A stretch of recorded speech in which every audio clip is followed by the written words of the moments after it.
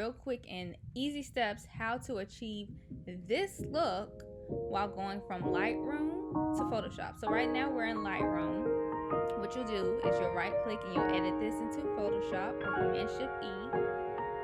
Perfect. So once you're in Photoshop, what you want to do is go ahead and Command-J, basically copy that layer.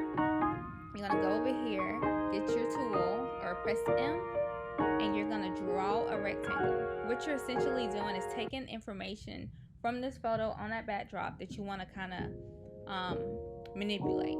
So you'll right click, free transform, you'll right click again and click distort, and you pull that over, and voila, like magic. Command D to deselect. Go back over here, do the same exact thing. Don't make that mistake like I did. Make sure you're over here on the paper.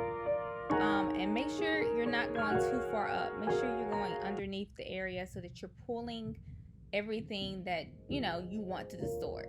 So same thing, free transform, distort, pull it over so that it's seamless.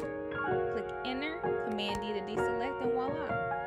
Now granted, sometimes you may have to do extra steps like cleaning up the background, making sure everything looks right, or you may want to just clear out the wrinkles, make everything smooth looking. But just for the sake of this video, I just wanted to show you those quick easy steps so that maybe you can save time and not go around the world with editing like I once did.